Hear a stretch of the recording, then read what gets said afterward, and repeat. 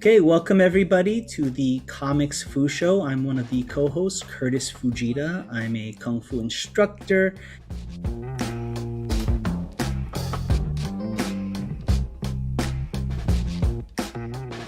And an artist, the creative director at Silverline Comics. And my upcoming comic book is called Shadow Ghost. It's the Kung Fu comic by a Kung Fu master.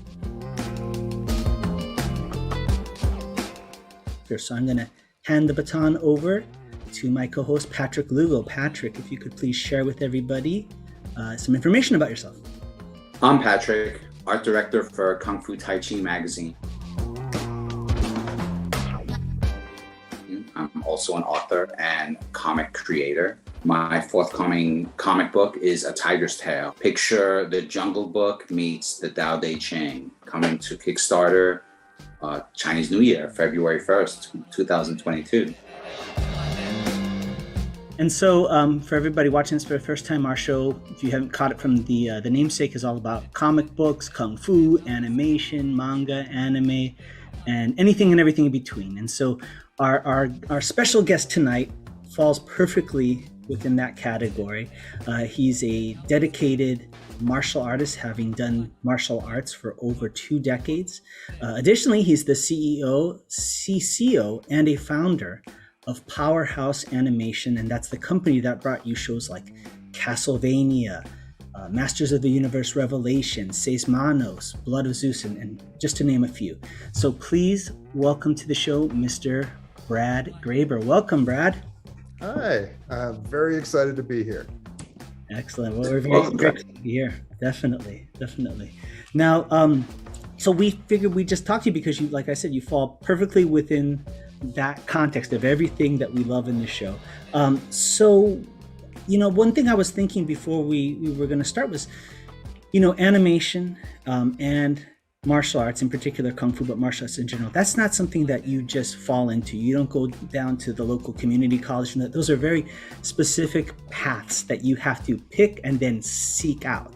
And so maybe we could talk a little bit about that first. First of all, did one come before the other, the animation and art and then Kung Fu, or at the same time? Maybe you could share with us a little bit about how your journey went. Yeah, for sure. The animation and art came first. When I was, I think, in 3rd grade, I saw a PBS special about Chuck Jones, and immediately just, didn't understand it, but fell in love with the idea of being able to create characters and worlds and all of that other sort of stuff. And it was around the time we had that first "What do you want to be when you grow up?" Sort of project at school. And my parents still have it somewhere, but I said I wanted to be a cartoon animator when I was about in 3rd grade. And I'm a stubborn person. So because of that, I never changed from 3rd grade wanting to do that. My brother was an artist, my older brother. And he was taking art lessons, and I kind of followed what he was doing. But just my whole life, it's what I wanted to do. I'm one of those people who actually can't picture things terribly well in their head. So being able to put it down and watch it and see it move and grow and all of that other sort of stuff really was just something that was inspirational, And so it's been something I've wanted to do my entire life. I started doing martial arts later, probably about 5th or 6th grade. And kind of have had a bizarre journey throughout all of that, like I think most of us have, and then had a break from it, and then found it back after I started working in animation again. Excellent. And for those of you that don't know Powerhouse Animation, and you should if you watch Netflix or anything else, there's a very distinct inspiration that's drawn from anime and manga stylistically in a lot of the shows. So you started with Chuck Jones, but It's very obvious that there's an anime influence. How and when did that kind of the confluence happen there? Yeah, that's all thanks to our employees. So I'm 46, and I saw Battle of the Planets and stuff like that when I was younger, and we played that a lot. There was the Thundercats intro and the intro to other shows, but those shows weren't so great episode to episode. They just had these really amazing introductions, right, that were done in Japan. So when we started Powerhouse, it was in 2001, and we were actually trying to be a feature film service studio. Like, that was something that was still done at the time. We were still drawing on paper, still, at desks with lights and pencils at that time. And that's what we set out to do. Both of the partners that I founded Powerhouse with were former Don Bluth animators. Oh, wow. So they worked on like Anastasia and Titan AE and Troll in Central Park and Thumbelina and all those sorts of things. And in one of those like bad luck, good luck sort of things, it worked out okay in the end, but at the time was really tough. We decided to start this feature film service studio right when they stopped making feature films. Like, we worked on Adam Sandler's 8 Crazy Nights. Wow. And then that was for a long period of time until, Frog Prince came back out. There wasn't a lot of feature films being made. So we moved to doing TV work, but that dried up a lot too during that time period. We worked on The Proud Family and a few other things for Disney. And again, this was back when it was all on paper. We would animate it on paper, put it into FedEx boxes and ship it off. Like, it wasn't digital at the time. And so being in Austin, the only real work that we could find was working in video games. And so as the studio grew, we were working with companies like Sony online. We worked on the DC Universe games, worked with BioWare a little bit. We worked with some Disney game companies, and that attracted a lot of young people. And these younger people came in and were showing us all of this anime stuff. And being like half feature animators and half these younger people who were extremely talented, who grew up on anime, it kind of made a unique studio because, feature animators are very high finesse and really wanted to do this, beautiful animation, above limited animation, which is usually reserved for TV back then. And then these young people who wanted to do this incredible, art that was driven by anime. And that kind of created a unique studio. And then the fact that we were working for video game companies made us even more unique because we were so driven by action. Most domestic US animation studios are working on primetime adult comedy stuff and, or kids stuff. And because of that really made a very different kind of animation studio in the States, especially at that time. I was just going to say that action is definitely something that I associate with Powerhouse. Just looking at, what you've done, and then just some of the things that you say about, like, if you're going to be in this studio, you must be able to choreograph a fight scene, And so let me ask, like, where was that line? Like, let me put it this way: at what point did you encounter Fist of the North Star? Well, that was actually, I was in the. I think it was ADV Film was recording some Fist of the North Star stuff. And we went in there for a meeting and somebody didn't show up to do some voice acting. And so they were like, hey, would any of y'all mind popping into the booth? Like, we need a whole bunch of efforts and some other stuff. And so I popped into a booth and recorded it and then forgot everything about it. I was focused on what was happening in the other meeting, whatever we were pitching at the time. And then a few years later, I looked at my IMDb and I was like, oh yeah, I guess, I was a voice on Fist of the North Star.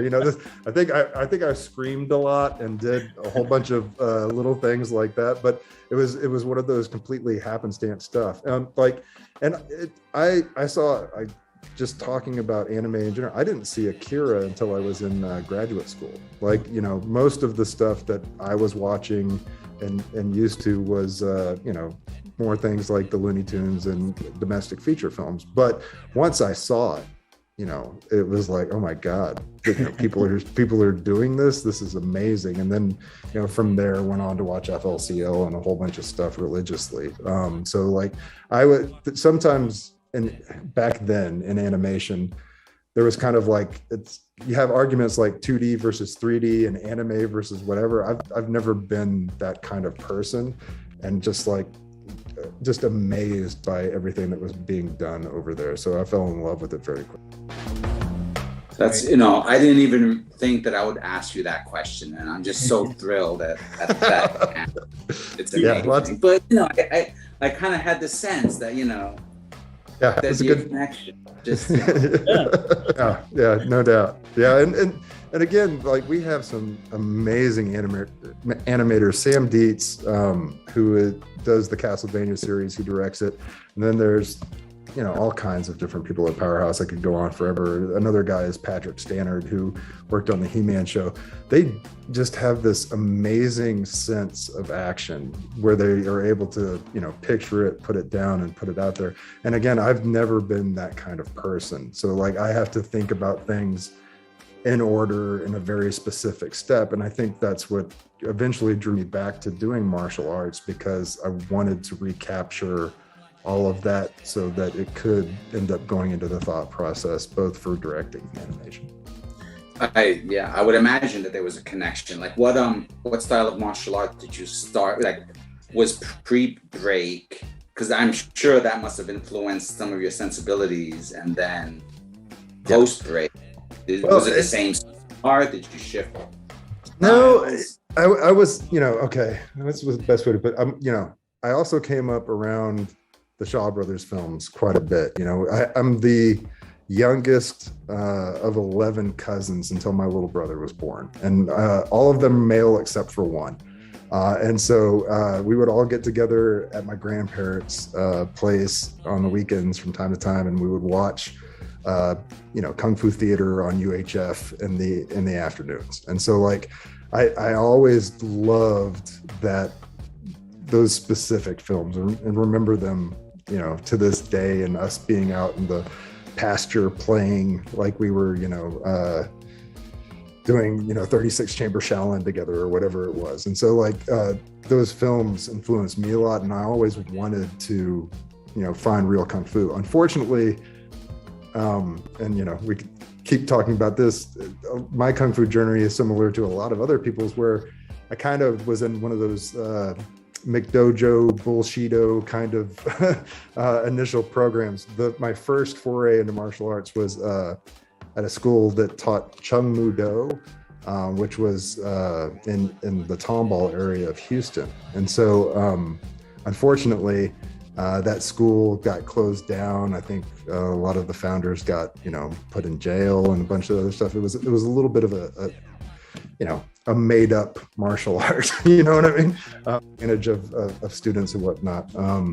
So, like, but it's still, practicing kicks is practicing kicks. I was in good shape, and I really enjoyed doing it, but the schools closed down while I was there. And so it was a weird experience. And so I wanted to find real Kung Fu, right? And that stuck with me from the films and all of that other sort of stuff. And then, so when we started Powerhouse, I had been through grad school, been sitting and drawing, eating too much, all of that other sort of stuff. I was like, well, I was in shape when I did martial arts, so maybe I could find that again. And so I toured a whole bunch of schools in Austin until I landed at the USA Kung Fu Academy that Jeff Hughes ran, and he's a student of my Qigong, and it was legit. It felt legit, and I was very, very lucky to find it. That's great. I think what you said, a lot of people start on that route, right? Yeah. And myself included, I won't necessarily say where I started out martial arts, but I found myself to, similar in the lineage as you with Honga, in San Francisco, Chinatown, and all that. And it's like, I'm always feel blessed because some people go their whole lives and will stay in that section of martial arts, and not know what's legit, what isn't. And God bless them, they work as hard as they can, they're dedicated and all that, but I don't know if it's fate, if it's luck, if it's a little bit of both. But when you see the real stuff, you can't go back. No. And you're part of a very small community. I mean, all of us especially in America, we all know somebody, it's like a Facebook friends list we were talking about earlier. We were saying, Lily Lau is I think in all of our friends list, right? And that's people that's like a pillar of the community. That's as good as they come, right? So right. Yeah, no, and she's amazing. And the Eagle Claw stuff, it's the same sort of thing. Once you know it and you see it, it's hard to understand like how you were even in these other places. But at the same time, it's, let me put it this way. I remember my first weekend at this school, they just taught like me 8 stances, through the 8 stances. And I must have done them one day for like hours and hours and hours. And I was broken down and just sore as hell. And like, what am I doing? This makes no sense. And then you have that like Danielson moment where you're like, somebody shows you why you did that. And you're like, oh my God, this is amazing. And like, you can't get enough of it after that. It's so much fun. Definitely. And I think painstaking, right? Describes both dedications, animation, especially hand-drawn animation, and Kung Fu. I mean, do you find in your career in both fields, do you feel that there's a lot of crossover or a lot of connection or with how you handle both? Because you excel. Yeah. Well, it's all practice, right? It's the Malcolm Gladwell 10,000 hours, right? It's, drawing, whether you're doing it for fine art or animation, it's one of those things that you have to get that doing, not doing kind of the brain shuts off and everything just happens automatically. It's a very similar process because animation, it's just so incredibly complex. 2D animation, I mean, it's why you get addicted to it and can't leave. It's you have a blank sheet of paper, and not only are you drawing, but you're drawing at 24ths of a second to imbue something with movement. You have to make it believable to where somebody thinks these drawings are alive and have a personality and a character and all that. And then you add the complexities of the worlds and the stories and the backgrounds and everything that gets put into it. There's just so much finesse in every part of the process. And it is that you get addicted to that sense of, your brain shutting off, like the feeling of driving, and like just things moving forward because you practice it so much. And, that is Kung Fu, Kung Fu is being good at something via practice. So once you have a taste of that, it's really it's hard to want to do anything else. In martial arts and animation, have not just in the sense of practice a lot of similarities, but just nuance of motion, nuance of movement, where the weight is, what is creating the force. Those sorts of things go back and forth between the two.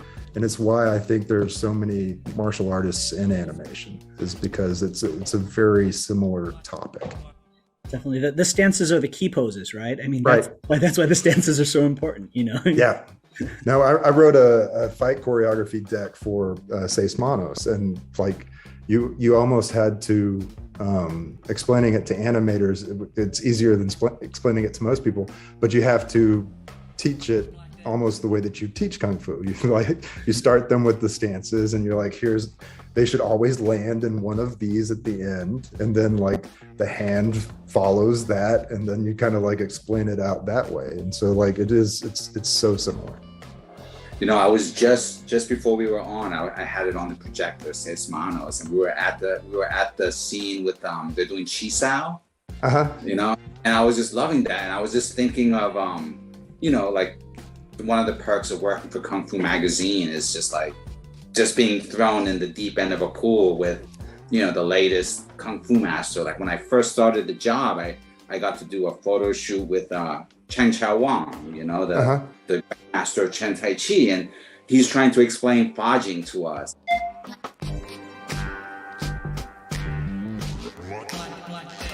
And this is through a translator, because I'm going to be in charge of laying that out as a magazine article, right. How do you do that, on a photo spread? And so he ends up saying, come here, let me show you, And I was younger and more fit. So he's like, give me an arm lock. And I'm like, hit it all, And then he's just like, 1 second he's water. And then the next second it's just like getting hit by a branch, It's being tossed you know.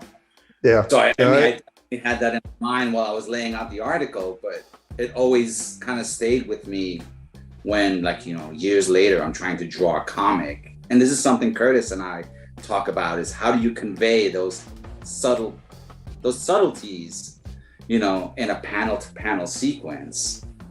Yeah, no, it is really, really difficult. I mean, it's easier in animation because you actually have time to be, you know, time the state, not the amount of time, but like you're able to work things over time. So you can do the pencil tests and see how everything's working out. But yeah, it's so difficult because it's these little nuances, these little things that almost take these aphorisms to explain, right? You know, like you almost, when, I don't know if you've seen the comic panels that are like the guy goes up to the teacher and is like, I'm just having real trouble learning this Kung Fu thing. And he's like, yeah, because you're using the wrong part of your brain. You need to use the part of your brain that isn't thinking as opposed to the one that is thinking. He's like, can you say that in a more esoteric way? He's like, yeah, do the not doing of doing or something like that. He's like, oh, thank you so much, Sifu, I understand, you know.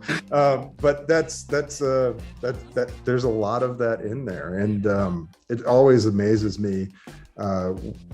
We have so many young animators that just have an innate sense. It's all via practice. It's not a talent, but they just have this innate sense of movement and body mechanics that you're unsure. You'll show them something like, you know, there's this one bit in Seis Manos where he does, you know, the classic whirlwind mantis thing. And I remember explaining it and like, oh, that's something that's nobody's ever going to get. And then it's in the show and I'm like, yep, that's exactly right. Like they, you know, they know how to make that work. Definitely. You must have been so proud to I know, right? Oh, it was so much fun. Well, I have to compliment, and I hope I'm not saying this to make Brad self-conscious, but Kung Fu is who you are, right? And it's ingrained in. And for those of you watching, even before he described this movement, right, from Mantis, while Brad was talking, he actually demonstrated several hand postures related to Kung Fu. He was doing this, which is from Fu Hawk.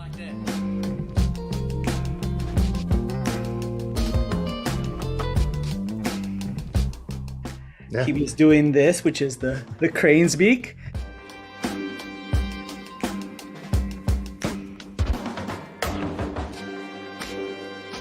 I saw a grip like this somewhere in there.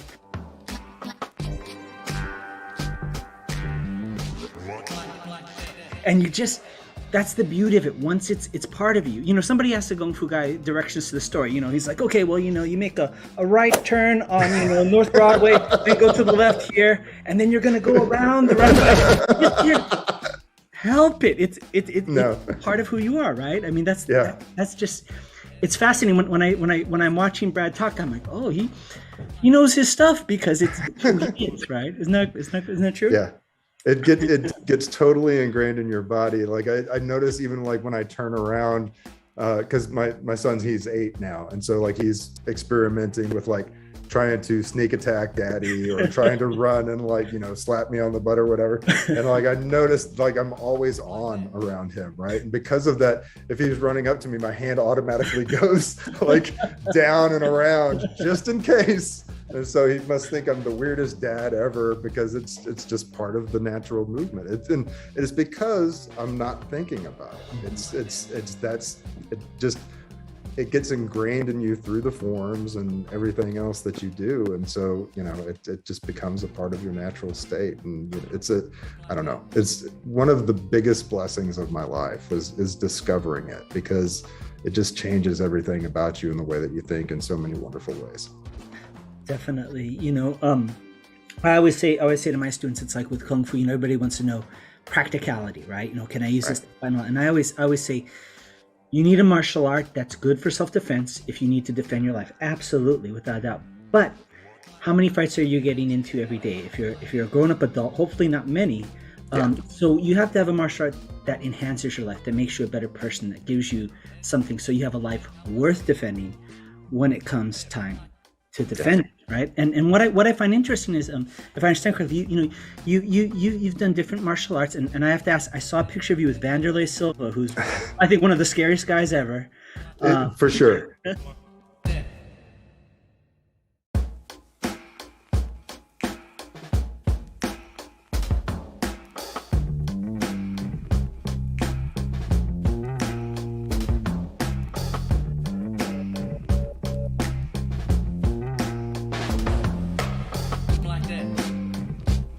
And so I said, this isn't even for the show. This is for me personally. You gotta tell me what that's about. I gotta hear about Vanderlei Silva. So let me see if I could get us there in the proper way to talk about what you just talked about. Yeah, so sure. I think the early 2000s were that very unique time in martial arts where, because of MMA coming to, its full popularity, and, it was the intersection of MMA making everybody kind of question what they were doing, is what I'm doing real? And then, kind of like the rise of toxic masculinity around that sort of time too, was hitting everybody a little bit. And then you just had this kind of sense of okay, what does it mean? It's kind of breaking it all down. And so I became one of those weekend warrior types, right? So I would go on vacation and would spend a week at American Top Team, or I would go out to Vegas and spend a week at Wanderlei's gym, or I would everything became about martial arts. I did a lot of boxing in Austin. There was this great gym, unfortunately it's no longer around, called Bruce's KO Boxing. And I did boxing there. And then strangely enough, I worked on an IFL game. I don't know if y'all remember the IFL, but there was this team-based MMA league. They had the Silverbacks, Pat Mileticius team, and all these different teams. And we worked on a video game for them because the company was owned by the Seamus brothers, who did Wizard Magazine, which is, was the key comics magazine. And I could tell stories about that too, because Powerhouse used to participate in their contests and things like that. But we ended up doing a video game, and you played as either Pat or Renzo Gracie. And so it was like a Street Fighter type game. And so anyway,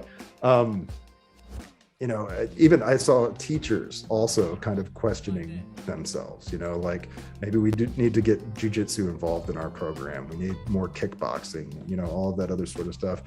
And I ended up at this gym in Austin it was called CTC, and it was a Pat Miletich affiliated gym. And we did, Kamal Shalarus, who's a UFC fighter, was there.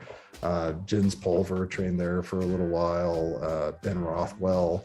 And so, went through that whole system, but it's never who I really was. You know what I mean? And so and Wanderlei actually is how I kind of learned that. So I'll explain that. I've always felt there's a difference between regular athletes and then professional athletes, right? There's always this big jump, right? I remember working with Wanderlei he was going to do a seminar, and we were going to go to the seminar. And so we practiced pummeling, and I was going to demo pummeling with Wanderlei. And I remember my hand hit the back of his neck, and it just felt like rebar. It didn't feel like human flesh or human muscle, right? It felt like rebar.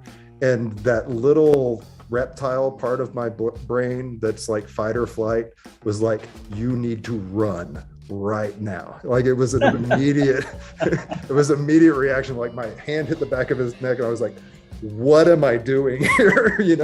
And so we would pummel, and I was like, this man is going to kill me. I see why they call him the axe murderer now, and he was the nicest person in the world, but you could just feel it. You had that sense, when you're this is not somebody you should be physically grappling with. You are out of your league, you need to run. And it was, same thing happened. I was visiting American Top Team in Florida.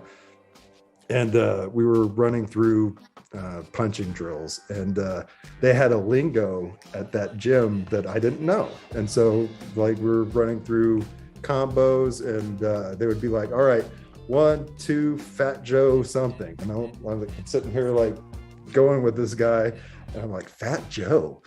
What does Fat Joe mean? And then next thing I know, I got cracked in the face. I was like, okay, good. And trying to see what everybody else was doing. But Fat Joe was a rapper who at that time had a song called Lean Back. And so it was 1, 2, lean back. And then and so I wasn't dodging, and that's why I got cracked in the face. But I did learn a lot about martial arts. I did learn a lot about, everything, but I learned a lot about myself through that too. And like you're saying, it wasn't ever the aggression or the trying to prove that I was better that attracted me to martial arts in the first place. It was the movement, it was the practice, it was the getting that into your body that really was something that attracted me in the first place. And I'm lucky enough to have gone through that. And then, when I hit 40, it was like, okay, let's concentrate on the forms. Let's concentrate on Kung Fu. Let's still play Chisel. Let's still spar. Let's do all that stuff. But like, what are you trying to prove? And so like, I came back just to doing Kung Fu. That's great. That's great. Yeah, I couldn't agree more. Patrick, please, sorry. Go ahead. I was just going to say that story reminds me, just brings to mind Dune and the whole putting the hand in the box, Do you run? Do you yourself, Yeah, no, it was, I can't, it's hard to even describe, but the whole time you're like trying to look good and tough, but the whole time my brain was just like, get out, get out, get out, get out, run. Yeah, I had a similar experience. I was working at a gym and some guy saw me in the bag and he says, hey, I train with Boss Rutan. You may want to come down. They're looking for instructors. And he says, you teach Kung Fu. So I went down there and I walked in and I'd never been in an MMA gym. And it's just like, oh, these are the jocks from high school that, used to beat us up. Like it's a completely vibe, Yeah. And when I walked in and said I was there to, apply for instructor position, they had this confused look like either this guy is absolutely insane or he's really dangerous and we don't know which it is, but he's an odd bird, Yeah. And it's just a different vibe, Yeah. And it's a different vibe. Very, very different vibe. And nothing wrong with it, nothing. No, I've got nothing against it. And like I said, I learned so much, but it's just not why I was doing it. And I can't even believe I'm telling this story too, but how everybody gets cool, tough nicknames in MMA. So when I was training at the Militich gym, there were a lot of good kickboxers there. And I was taught to check kicks with my shin, right? I lift the leg up and check it before it comes out all the way. But these guys could kick and kick very well. And so my nickname at CTC was Butter Shins. Because my legs were always brown and blue from having checked kicks all the time and just not, it's still having enough blood vessels in there to still show it. So like, I knew then it was like, you can't be a real MMA fighter and it's like, Curtis, the Pitbull Fujita versus Brad Buttershins Graeber. Just didn't have the right kind of ring to it. You know what I mean? Yeah, you gotta work on your branding, right? Yeah, exactly. Oh, I'll admit I'd be something the legless at that point. Now, speaking of bruises, this is my attempt at a segue. Speaking of bruises, okay. we had interviewed. I had interviewed both you and Sifu Leverett for the article for Seis Manos, and I still remember one of the things that I thought was so fascinating was how much Easter eggs there were for people who really love Kung Fu and know Kung Fu. And I remember you had sent me some concept art of this case, and there was Dit Da Jiao, just tons of Dit Da Jiao. And for the people that don't know what Dit Da Jiao is, it's a bruising liniment. It basically helps heal your bruises, and it's part of the traditional Kung Fu training, And it was just so. Did you find it as a balancing act, right? It's one thing, you'll hear people go to do a project or something like that. They'll spend a week doing martial arts or some reference, Yeah. Being a Kung Fu person, tried and true. Did you have to dial that back or manage your expectations when conveying that in a narrative? Was there a balancing act there, or did it just come natural? How was that on Seis Manos? Yeah, it is like really tough, like to not want to make it just solid Kung Fu stuff, and that a general audience isn't going to be able to relate to. And luckily, I worked with two other writers, Daniel Dominguez and Alvaro Rodriguez, on the show. Alvaro co-created it with me. He's the guy that wrote Machete, and an amazing writer. And we did, I think, a really good job of holding each other back in certain ways. Like you know, they would write action into the scripts and I'd be like, that's not how that would go. Like she would do this and then she would do that. And then like, if he's coming from that direction, that's not going to happen. Like that would be a totally dumb way to do that. And they were very great about that. They would be like, just like Brad, and sometimes Daniel would write, put the fight stuff here. And then like, I would come back in and we would add the fight stuff. But you know, my inclination is like, we got to have Jow, we got to have this, we got to have that, like, and like there should be an iron arm thing over here, and there should be this, like all these training equipment. And they were like, you know, like a lot of the audience isn't going to get that and understand it. And Jow was actually the thing that is the perfect explanation of how that relationship worked, because I was explaining Jow to them and why I wanted it in the show and all of that other sort of stuff. I make a lot of Jow for Thomas's school. And so I like it. And so I wanted it in the show.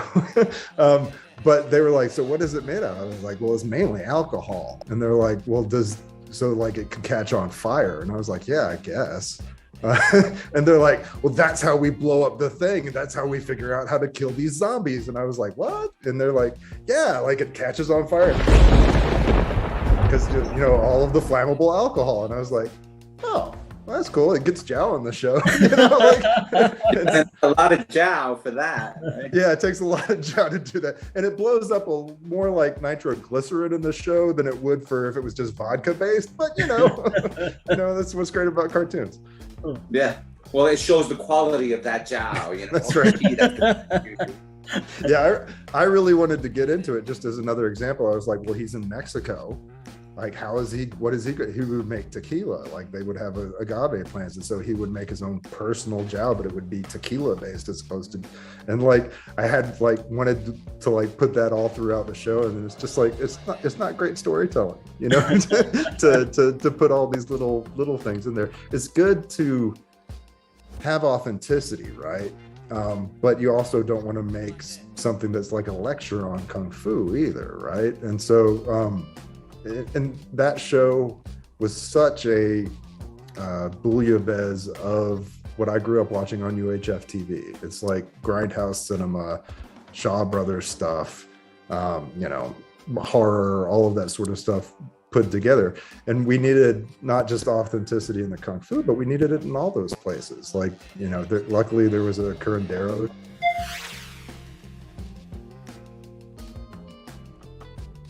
up here in Austin. We went and visited them and talked to them about, you know, Mexican mysticism. And like, we talked to Dr. Carl Totten, I think, Toten, I can't remember how to, but we went and talked to him about Taoism and making sure that we had that inside of the program the right way too. And so like, you can't just concentrate on your love. You got to spread the authenticity out across everything. Yeah, you could almost say that's like the Fu part of the Kung Fu, right? That it's got to be, you can't, if it's just one thing, then it's not really the Kung Fu, right? So to have, what would you call it? Like true animation Fu, each of those things would have to be covered. Maybe, I don't know. That's that's how I think of it too. And it's like, you know, there are, just because you know something, like there are parts where, you know, it's not quite the right hand that they have inside of something. You know, an artist will put up a couple fingers as opposed to the one, and you're like, they need to reanimate that scene. But, you know, at the end of the day, does it really matter? I wish we had gotten it in the storyboard process and supposed to after animation, but like, you can't be so dogmatic about that stuff, because at the end of the day, you're supposed to be telling a story, you know, and it's a story that you want to generate. Yeah, exactly. And if it brings people to the table, you know, that they can go deep, you'll get the message to the right people. You know, I'm a big, you know, as you know, somebody that, you know, grew up close to the 80s and stuff like that. I'm a big fan of the slow clap, you know, the acknowledging clap. And when in Seis Manos, Silencio's eyebrows started to turn right, I stood up in my living room and I started doing the slow acknowledge. Yes. They got, that was the moment. I was like, yeah, good stuff. that was in there from the very beginning. The first drawing of Silencio had that.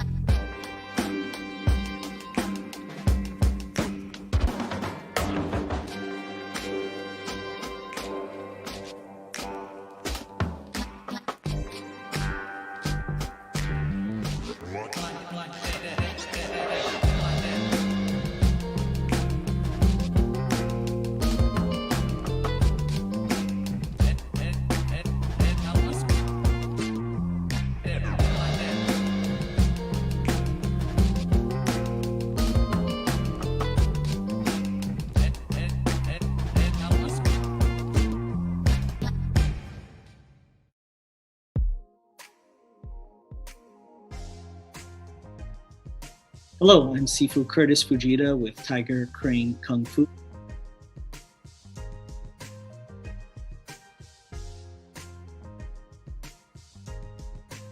I just wanted to let everybody know that we do have an online program that we're utilizing, not just for our enrolled students that come to our physical location, but also for students who are in other states, other time zones, other countries. It's a unique program with multiple components that really help you learn Kung Fu and Tai Chi at home during the current health epidemic and beyond. So we have different components. The first part is, of course, Zoom classes. We have online Zoom classes that meet throughout the week for Kung Fu and Tai Chi. We also have a unique thing which we call our rerun program. And what that means is we record the Zoom classes and we have an archive of dozens and dozens of videos for you to access at any time, anywhere, as long as you have an internet connection. So if you missed a class, you can go ahead and follow along and check it out. Or if you want to remember something that was mentioned in class, you can go back and watch the rerun. It's an archive for all enrolled members. Also, we have personal videos. And what I mean by that is if you film yourself doing an individual technique, you can send it to me and I'll be happy to shoot my own video with a response detailing specifically what you want to do to improve the exercise and do it most efficiently. And lastly, we even have a social club component. And what that essentially means is, when you're at a gym or a martial arts studio, it's that sense of community, the ability to visit with your classmates, with your teacher after class to, socialize. So we have a social club meeting. So once a week after class, we have a Zoom session and we talk for a little bit and catch up with each other and socialize. So these are all the different components that make our unique online Kung Fu program. If you're interested, feel free to reach me at my email address. It's instructor@tigercrane.net. Again, instructor@tigercrane.net. We would love to see you in our online studio. Thank you very much for joining us, and we look forward to hearing from you, and take care.